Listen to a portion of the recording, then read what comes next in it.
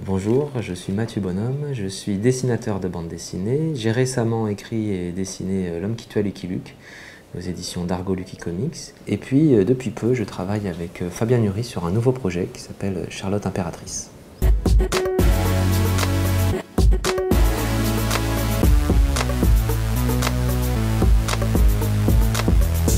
Alors je vais vous présenter cette page qui en fait est une double page. C'est quand même le mariage de la fille du premier roi des Belges qui unit sa famille à la famille des Habsbourg, qui est une des plus grandes familles d'Europe, et qui a donné un énorme prestige à la royauté belge. Et c'est plutôt vers le début de l'album, donc on a vu les présentations des deux amoureux. Et là, on est sur la grande page du mariage, et c'est seulement après que vraiment leur histoire de couple commence.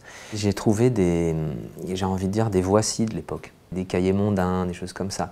Et je me suis amusé à m'inspirer de certains éléments de décoration et de présentation pour justement servir cette double page du mariage. Donc il y a des petites fioritures, il y a des images en médaillon, des images rondes et des grands panoramiques, comme les tableaux, les photos de l'époque, les gravures de l'époque, pour servir vraiment le faste des noces, quoi. Pour pouvoir organiser une page comme ça, évidemment, j'ai d'abord un croquis, un storyboard assez précis, parce qu'il y a des grands problèmes de composition. Je veux dire, on ne peut pas mettre énormément de choses et puis qu'en fait, à la fin, on ne voit plus rien.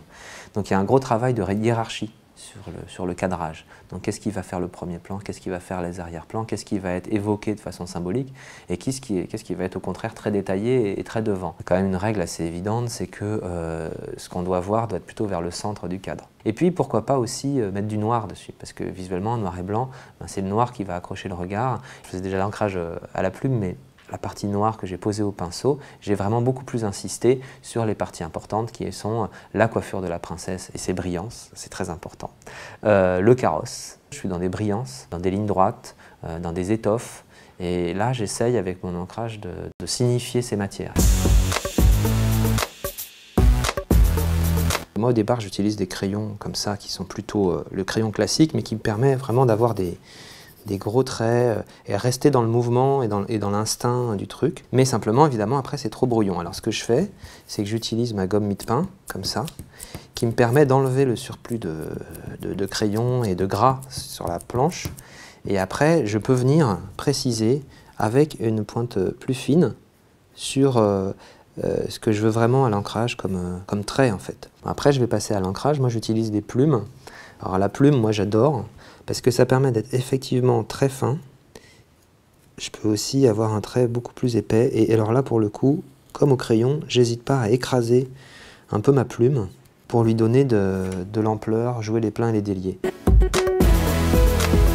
Il ne faut pas hésiter à avoir du bon matériel. Être freiné par une mauvaise encre, un mauvais papier ou une mauvaise plume, c'est trop bête, quoi. Si on cherche des effets, comme je fais là, de lisser avec la plume, ben, le papier il doit être lisse. C'est tout bête, mais c'est des choses importantes.